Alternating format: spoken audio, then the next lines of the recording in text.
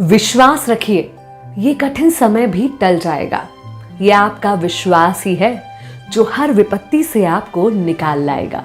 मैं हूं विनी आपके साथ और सुनाती हूं आज आपको एक राजा जी की कहानी। राजा जी जो निसंतान थे, संतान प्राप्ति के लिए हर जतन कर चुके थे, लेकिन उनके घर में कोई संतान नहीं हो रही थी।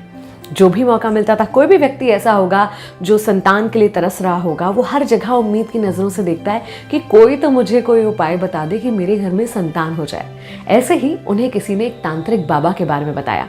राजा जी उस तांत्रिक से मिले, अपनी समस्या उस तांत्रिक को बताई तो तांत्रिक ने कहा कि तुम एक बच्चे की बलि दे दो, उसके बाद तुम्हारे घर में संतान अवश्य हो जाएगी।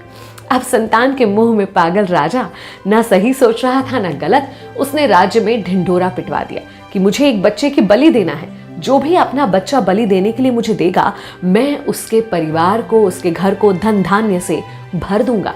राज्य में एक गरीब परिवार था, बहुत सारे बच्चे थे उनके यहाँ पर, और जो सबसे छोटा बेटा था वो हर समय ईश्वर की प्रार्थना में लगा रहता था।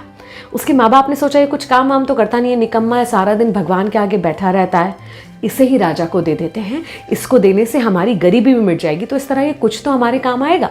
बस उन्होंने तय कर लिया और उस बच्चे को पहुंचा दिया गया राजा जी के पास। बलि देने की तैयारी कर रहे थे, तभी वो बच्चा बैठे प्रार्थना ही कर रहा था। तांत्रिकों ने और राजा ने उस बच्चे से पूछा कि बताओ तुम्हारी आखिरी ख्वाहिश क्या है, तुम क्या चाहते हो? तो उसने कहा कि आप मुझे रेत ला दीजिए। इन्होंने उसे रेत ला के दी। सब लोग देख रहे थे कि ये रेत से क्या करने वाला है। उसने रेत के 4 टीले अपने सामने बनाए। चारों टीले बनाने के बाद एक एक कर पहले, दूसरे और तीसरे टीले को उसने अपने ही हाथों से तोड़ दिया। चौथे टीले के सामने हाथ जोड़कर नमन किया और उसके बाद राजा और तांत्रिकों से कहा कि बस अब आप लोगों को जो करना है करिए। सब लोग डर गए। तांत्रिकों को लगा कि ये कोई हमसे भी बड़ी क्रिया कर रहा है क्या, ये कर क्या रहा है? तो उन्होंने पूछा कि बताओ तुमने ये क्या किया, ये टीलों का क्या मतलब था? तो उसने बताया, देखिए पहला टीला था मेरे माँ बाप का प्रतिरूप। उनकी जिम्मेदारी थी मेरी रक्षा करना, मेरे जीवन को बचाना, लेकिन उन्होंने तो पैसों के लिए मेरा जीवन ही बेच दिया। दूसरा टीला था मेरे सगे संबंधियों का। उनका कर्तव्य था मेरे माँ बाप को समझाना, उन्हें गलत काम करने से रोकना, मगर उन्होंने भी ये नहीं करा, इसलिए मैंने दूसरा टीला भी तोड़ दिया। तीसरा टीला था राजन आपका।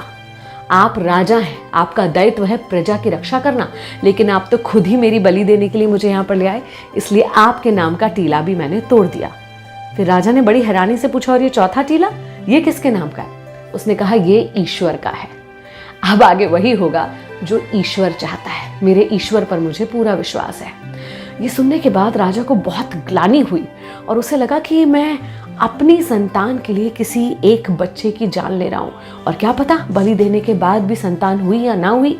राजा के मन में विचार आने लगे। बहुत सोचने समझने के बाद राजा ने फैसला लिया कि क्यों ना मैं इसी बच्चे को अपनी संतान बना लूं, इसे अपना उत्तराधिकारी बना लूं। संपूर्ण सोच विचार के बाद राज्य में ढिंढोरा पिटवा दिया गया और उस लड़के को राजकुमार घोषित कर दिया गया। राजा ने सोचा, इतने अच्छे मन का, ईश्वर में आस्था रखने वाला बच्चा मुझे मिल रहा है, तो बस मुझे और कुछ नहीं चाहिए। ये उस बच्चे का विश्वास था, भगवान पर विश्वास, जो उसे मौत के मुंह से निकाल लाया। कई बार हमें लगता है कि परिस्थितियां इतनी खराब हैं कि अब तो कुछ हो ही नहीं सकता, लेकिन ऐसे में अगर कोई आपको बचा सकता है तो वो है आपके मन का विश्वास।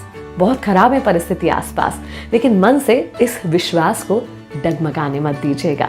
मैं हूं विनी आपके साथ। चलो आज कुछ अच्छा सुनते हैं।